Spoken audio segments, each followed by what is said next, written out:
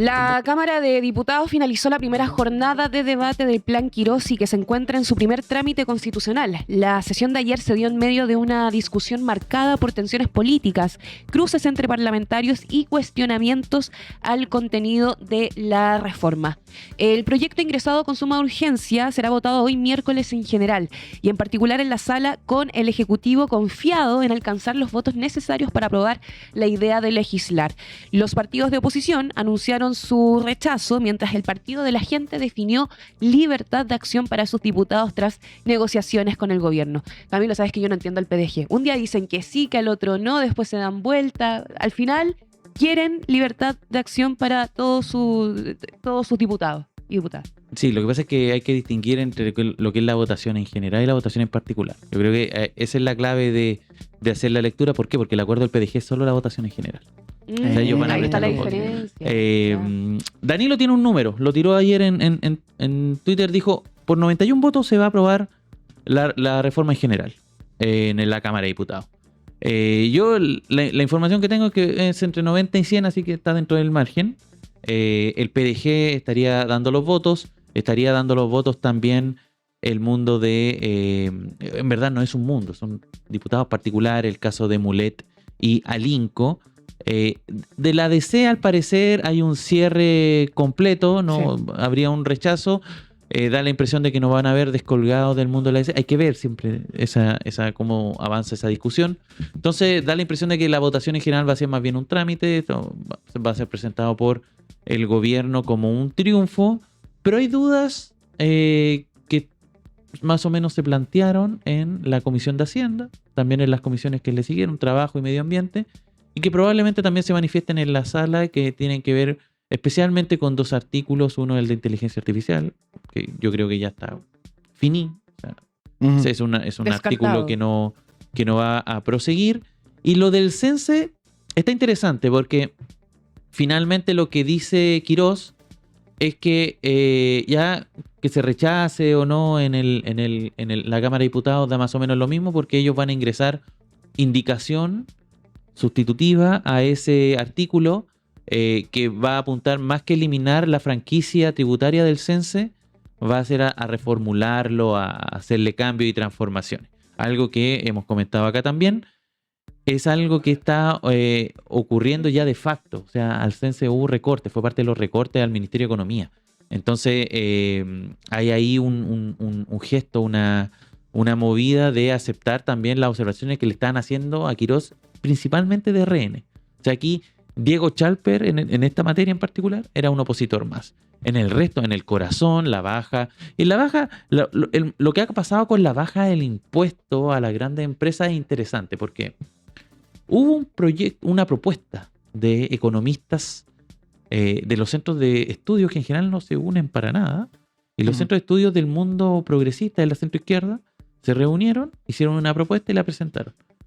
En esa propuesta incluye el 27 bajando al 23. Muy parecido a lo que propuso Marcel también en el gobierno anterior. Pero ojo, con compensación. Porque no puede ser como un regalo de, ¿cuánto es? 4.000 millones de dólares los que se le entregarían a las grandes empresas. Entonces tiene que haber una compensación. ¿A cambio de qué? Que es una pregunta que, por ejemplo, en la ADC siempre ha instalado. ¿Cómo le vamos a dar un cheque a cambio de nada a las grandes empresas? Eso no tiene mucha implicación. Tienen que rendir con algo, al menos rendir cuenta. Si van a generar empleo, bueno, que esa reducción esté, digamos, ajustada a que efectivamente ellos, al final de determinado periodo, hayan, no sé, 400.000 empleos creados. Entonces es una conversación que no está sobre la mesa. Es algo que, por ejemplo, el diputado Manucheri insistió harto. ¿Por qué se le está dando esto a cambio de nada? O sea, ya, bajémoslo. De hecho, yo escuché incluso a Pancho Vidal diciendo, ya, ok, bajémoslo, de 27 a 23. ¿Pero a cambio de qué? Entonces respondamos esa pregunta. Y a responder esa pregunta han apuntado esencialmente las indicaciones de la oposición para tratar también de que esta sea una reforma más dialogada y más conversada, algo que a todas luces no va a ocurrir en la Cámara de Diputados, sino que más bien va a ocurrir en el Senado. Si es que ocurre también, hay que poner ahí siempre ese acento. Oye, justamente hablando de la Cámara de Diputados, no olvidemos que uno de los momentos más tensos el día de ayer lo protagonizaron Daniel Manucheri junto al ministro Jorge Quirós, donde se estuvieron palabreando. Manucheri acusó al secretario de Estado de representar un modelo favorable a las grandes empresas y lo vinculó con casos de colusión. Mira, lo hizo explícito. ¿Tenemos el video, señor director? Veámoslo, a ver qué pasó con Jorge Quirós y Manucheri. El 1% más rico, mientras el 99% paga la cuenta, es una manera miserable de gobernar. Por eso vamos a rechazar su ley de los superricos, ministro. Gracias, presidenta, por su intermedio. Recordarle al diputado Manucheri que una vez más insiste en una teoría fracasada. La teoría de que los países surgen con gasto público.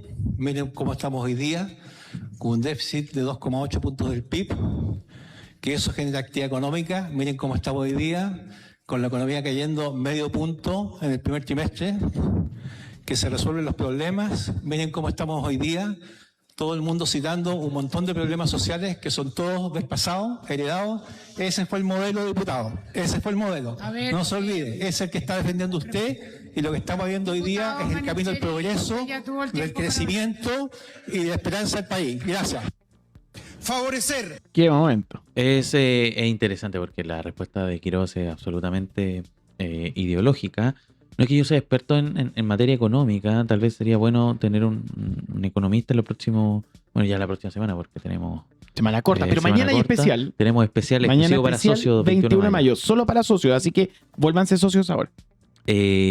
Pero, a ver, en Chile el gobierno de Lagos instaló, en particular el ministro Izaguirre, instaló lo que se conoce como regla del déficit estructural.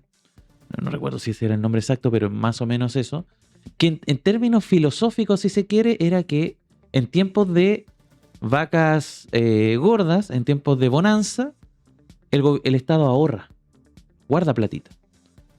Y cuando vienen tiempos de crisis, por ejemplo la crisis subprime, que afectó al mundo el año 2008, y que muchos dicen, oh, curiosamente, Chile supo sobrellevar súper bien la crisis. Eso fue porque en los periodos de crisis lo que se hace es gasto social.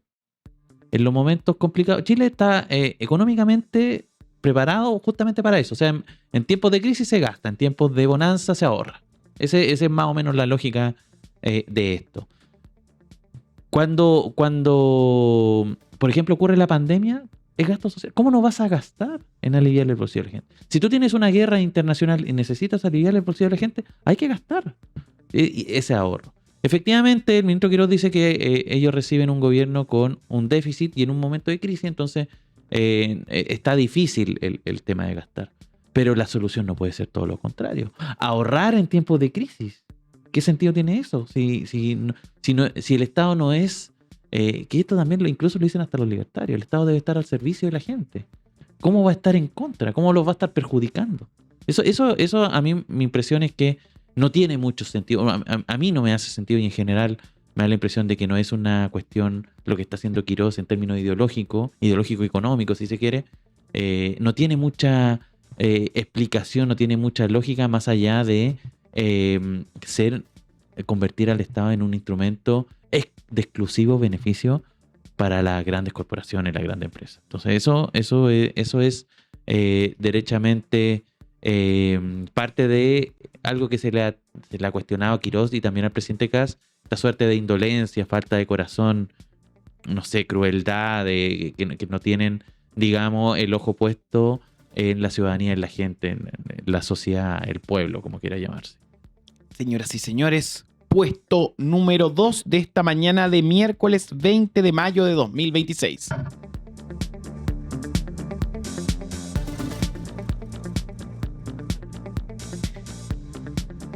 El presidente Luis Inácio Lula da Silva recuperó ventaja en la carrera presidencial de Brasil, según una encuesta de Atlas Intel para Bloomberg News, que lo ubica a 7 puntos sobre Flavio Bolsonaro en una eventual segunda vuelta. El sondeo fue realizado después de la difusión de audios que vinculan al senador Daniel Borcaro, ex dueño del Banco Master y figura central de un amplio escándalo financiero. La campaña de Flavio Bolsonaro recurrió al Tribunal Superior Electoral para intentar retirar la encuesta del aire, acusando sesgo metodológico e inducción negativa contra su candidatura. Mientras Atlas Intel defendió la validez técnica del estudio, el caso golpea la estrategia del senador que busca instalar la corrupción como eje de campaña contra Lula de cara a las elecciones presidenciales que van a ser este próximo 4 de octubre. Nuevos problemas para Flavio Bolsonaro, quien es el hijo de Bolsonaro y que está ahí en la mira. Sí, a ver, vamos despejando alguna cosa. No sé si está el gráfico, José, si me ayudas con eso. Pero, a ver, primero hablar de la encuesta. Atlas Intel es una de las encuestas importantes de Brasil. Aquí a lo mejor en Chile... Que acá también ha tenido algunos acercamientos. Lo que pasa es que acá partió por el proceso constitucional, pero la metodología era muy pobre, era por WhatsApp, cuando llegó Atlas Intel a secas.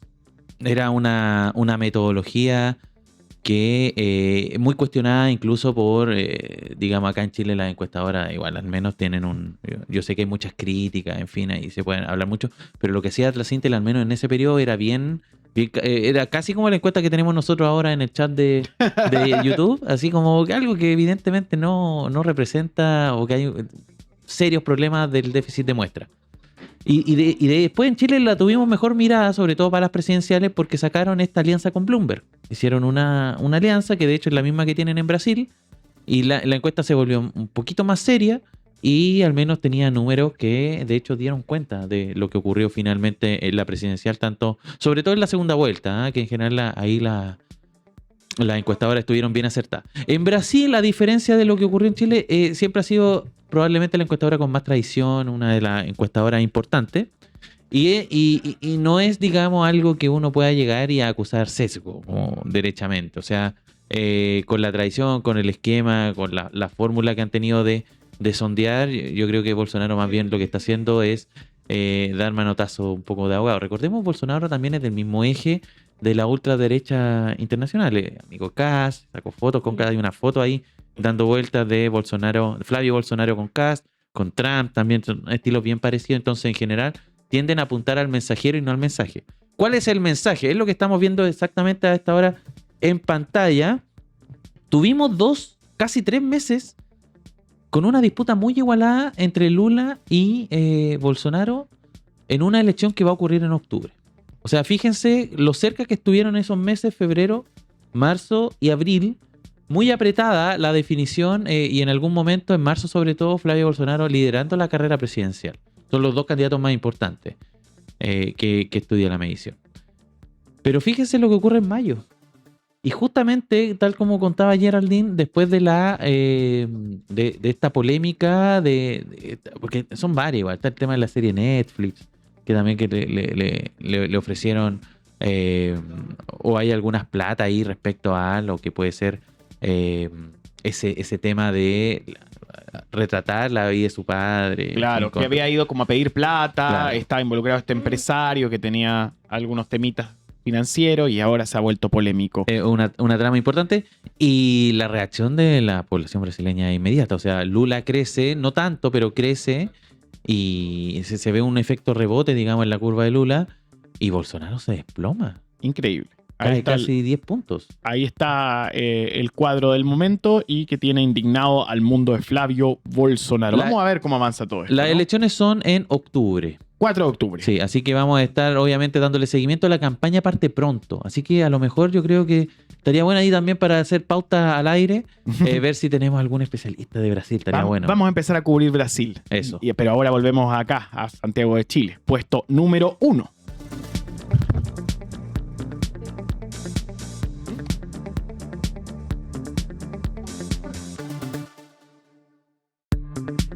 La salida de Trinidad Steiner del Ministerio de Seguridad abrió una crisis política para el gobierno de Kast en una de sus áreas más sensibles. La exministra dejó el cargo tras una serie de cuestionamientos por la falta de un plan nacional de seguridad estructurado, su accidentada presentación ante el Congreso y las dudas generadas por un oficio enviado a la PDI que terminó bajo revisión de Contraloría. El presidente optó por reemplazarla con Martina Rau, figura de confianza del Partido Republicano. Y para conversar en detalle de la agenda de seguridad y este repentino cambio de gabinete, nos encontramos acá en esta mañana de Turno AM con el ex ministro del Interior, Jorge Burgos. Bienvenido. ¿Cómo está? Hola, buenos días. Gusto en saludarlos a los que están ahí en el piso como dicen en Argentina, aquí en el panel. Sí, muy buenos días. Bueno, quisiera comenzar esto preguntándole qué lectura política hace de la salida de la ex ministra Trinidad Steiner de la cartera de seguridad a menos de 3 meses de iniciado el gobierno de José Antonio Kast. Hay varias lecturas, pero yo creo que una pasito en sencillo, así en un idioma que todos compartamos. No hay para qué ser experto en seguridad ni creerse experto, como puede ser mi caso. Yo creo que no resultó la apuesta del presidente Kast cuando conformó su gabinete en materia de seguridad. Y cuando digo apuesta, no estoy exagerando, porque probablemente ustedes, que siguen mucho más la noticia que yo, a lo menos, acordaránse que el nombre de la señora Steiner surgió 3 o 4 días antes de la nominación, o tal vez me quedo largo, porque andaban buscando otro tipo de perfil. En algún momento un perfil de alguien que haya sido parte de las Fuerzas Armadas o de Carabineros, y tengo entendido que ahí los nombres que tenían los habían llevado de candidato y le había ido bien como candidato y no aceptaron renunciar antes de asumir, con bastante razón a mi juicio, los curules que habían sido elegidos, senadores y diputados. Y también buscaron un senador de la 9ª región que venía, ¿no es cierto?, del tema municipal, con una experiencia en materia de seguridad. El señor Rodolfo Carter también dijo que no, por lo que uno lee en la prensa. Entonces, a 2 o 3 días, ¿qué hacemos? Y ahí, no sé de dónde se origina el nombre, pero ahí surge el nombre de la fiscal del norte de Chile, que tenía una buena donación, probablemente por la gente que lo propuso, y se la nombra en una cosa no muy definida. No hubo tiempo con ella de hablar sobre un plan, sobre una estrategia. Yo la verdad es que a veces no sé si la vida. Había mucho titular que convenció a mucha gente con razón, porque a la gente le duele el tema de la inseguridad en la cotidianidad. Y se convencieron que una mano nueva había de ser distinta, tanto en seguridad, con emigración, en fin. Pero eso no se ha traducido, a mi juicio, en una cosa muy concreta. Y acá la ministra que sale, claro, cometió errores desde el comienzo, que duda cabe, pero también paga una cierta inconsistencia estratégica del propio gobierno. Y yo espero que el nombramiento de un ministro, que entiendo que está muy bien evaluado por sus condiciones ejecutivas, yo no lo pongo en duda eso, lo sacan de un ministerio bien importante, que es Obras Públicas, bien importante desde el punto de vista del desarrollo del país, y lo ponen en esta tarea de seguridad. ¿Cuáles serán los lineamientos? ¿Se vendría conversando cuál tiene que ser el input que le tiene que dar? No sé. O van a descansar en sus capacidades, que no están vinculadas al hecho de haber estado en un área de la seguridad, como en el caso de la señora Steiner, que siempre un poco su actuación nunca pudo sacarse, a mi juicio, el uniforme de fiscal, que obviamente no es para el cargo del encargado político de la seguridad, tiene otras condiciones. Entonces, una apuesta fallida, y que por el bien de Chile yo espero que este cambio, a tan pocos días, porque si uno ve históricamente los cambios, este es el más rápido de todo. Y a mí, termino con esto, ¿cómo se llama? Los que están para hablarlos con el nombre, porque estoy como hablando en Nicolás. Geraldine, Nicolás y Camilo. Nicolás y Camilo. Entonces, yo me acuerdo, como ya soy viejo, voy camino a los 70, que en gobiernos que a mí me tocó participar, o desde el Parlamento, o desde el propio gobierno, habían nombres que estaban absolutamente definidos con mucha anticipación, que se iban a hacer cargo de áreas complejas. 3 meses antes del gobierno de asumir a Erwin, Krause iba a ser el ministro del Interior, Benninger iba a ser el ministro de Salas Express, Lago iba a tener, ¿no es cierto?, como ministro del Interior a José Miguel Isuza, que duda cabía. Después eso fue cambiando un poco, pero Piñera también, al comienzo siempre se pensó que iba a ser Hinspeter en su primer gobierno, después ya empezaron a haber más cambios. En esta vuelta yo creo que hubo una suerte de improvisación, fíjate, y de alguna manera la señora Steiner es como un efecto de esa improvisación. Jorge, ¿Usted de los que cree que la política para los políticos o cree que un fiscal puede, digamos, tener esa... Porque se ha apuntado mucho a esa, como que los fiscales les costaría eventualmente aterrizar, y el caso de Steiner es tal vez el más elocuente, aterrizar a un cargo político al menos de esta envergadura. Sí, yo no creo que haya una regla absoluta, ¿eh? Pero en general tiendo a coincidir que ese dicho pastelero a tus pasteles es un buen dicho también en la política, también en las profesiones, también en los medios de comunicación. Eh, no se puede, ¿cómo decirlo? Yo no cuesta nada pegarle en el suelo a las personas que están en un mal momento. Yo trato de no hacer eso en mi vida, entre otras cosas, porque no me lo hagan a mí. Pero es difícil que una persona que no tenía experiencia en enfrentar los medios de comunicación, ninguna, o muy poca, solo por hechos puntuales, o que no estaba preparada para el cargo, que no estaba en la profundidad de la política, lo que sale, lo que no sale, pudiera en un poco tiempo aprender ese oficio. ¿Sabes por qué puede aprenderlo? Son personas inteligentes, pero están expuestas todos los días. Porque yo voy a dar un ejemplo. Si nombro un tesorero de la República con poca experiencia en el tema de tesorería general, porque es un ingeniero industrial, ese señor o señora puede aprender a los 2 meses o al mes, porque no va a tener tiempo para aprender, no va a tener los focos, la necesidad de dar respuestas certeras, definitivas, o aproximarse a la certeza. Tampoco es imposible darla absolutamente. Entonces, creo que ese elemento de pastelero a tus pasteles, y tu pregunta está presente.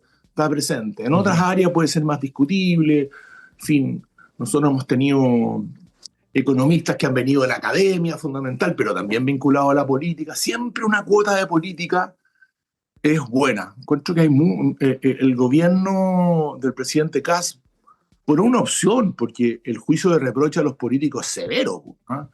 Él hizo un gabinete fundamentalmente de independientes, de personas que vienen exitosas en otra área, en la profesión de abogado, en el management, en la gerencia general, en la tecnología, pero eso requiere también... alguien podría dar la vuelta a la mañida frase que la repiten todos, ¿no? Es la economía estúpido, ¿se acuerdan? Claro. Podría ser uno, es la política estúpido.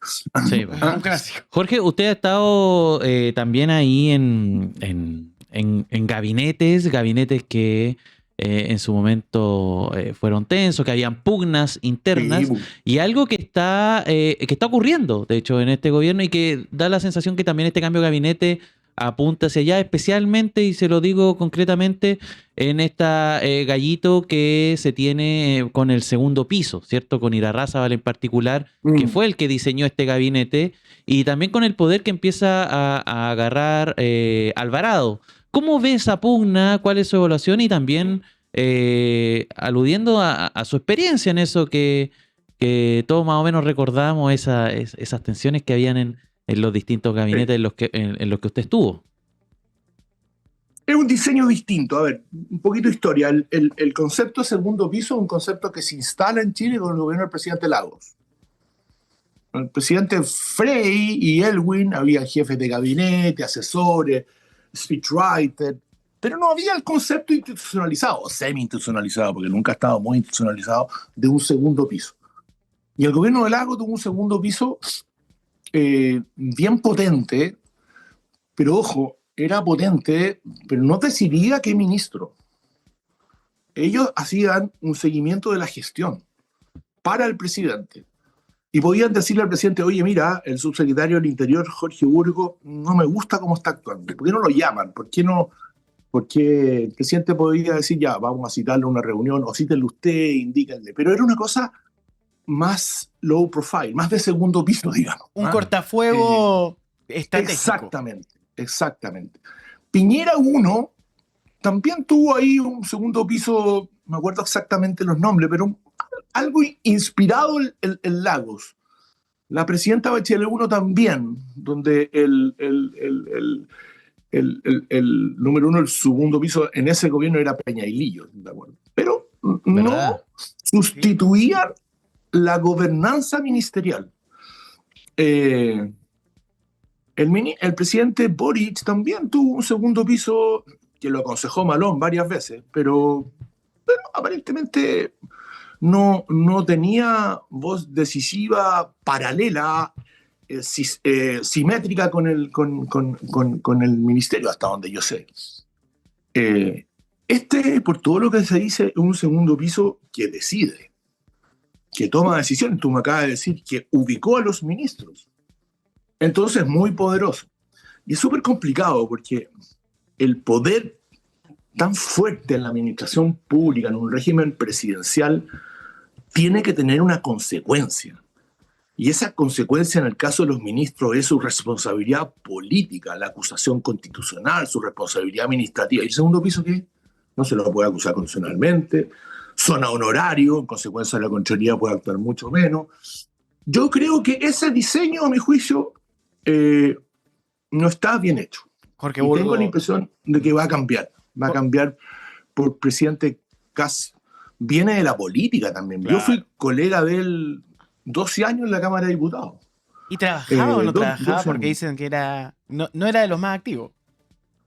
No, yo tengo el recuerdo que trabajaba en la Comisión de Educación. No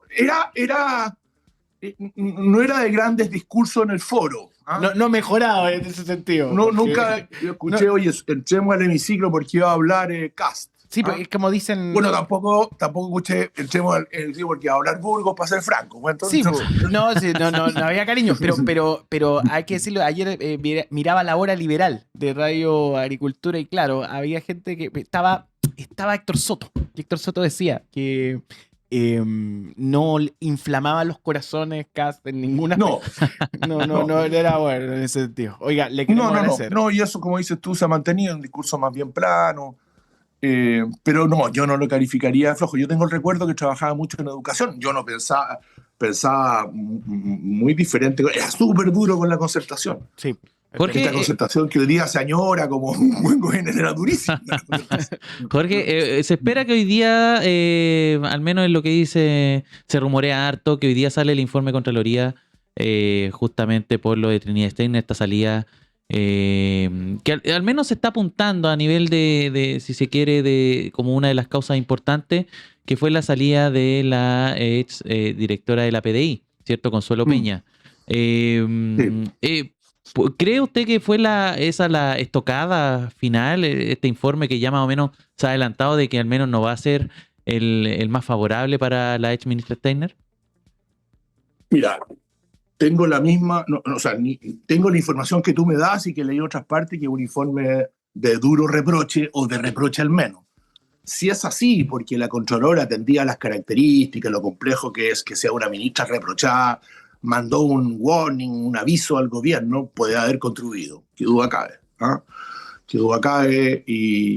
Pero yo creo que hay una acumulación de cosas que hablábamos al comienzo, una cierta sensación de incerteza, de que estaba aprendiendo, ciertas declaraciones demasiado rimbombantes. Yo me acuerdo que una de las primeras declaraciones fue vengo a reponer el Estado de Derecho. Tú, macho, tenemos problemas, zonas que están demasiado tomadas por el narco en las grandes ciudades. Es cierto que tenemos un problema y hace muchos años. Por otra parte, en Chile hay Jorge, un Estado de Derecho. Es decir, vengo a reponer el Estado de Derecho, es decir, no hay Estado de Derecho. Entonces, eso es muy rembombante.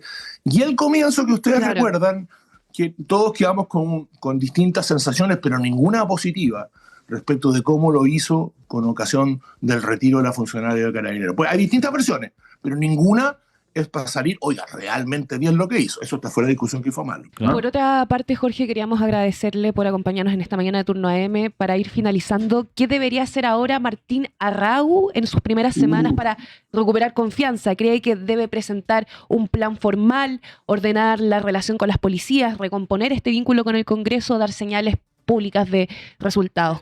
¿Qué sugerencias le Tiene que daría? hacer muchas cosas, muchas, pero si yo, no soy nadie para recomendar, pero si yo eligiera tres, yo diría tiene que, por ejemplo, sus salidas públicas, ser salidas públicas estudiadas, no salir por todo, salir cuando es necesario, preparadamente a dar certezas, no a crear interrogantes. Esa es una cuestión básica en el mundo actual. Lo dejamos como titular ese, para agradecerle mucho su presencia esta mañana, dar certezas, parece ser la clave para este proceso. Le agradecemos mucho, Jorge.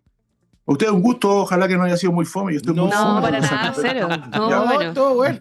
No, tranquilo. Ya. Muchas gracias. Ustedes son muy jóvenes, le tengo miedo yo. Ya, chao, un abrazo. Chao, suerte.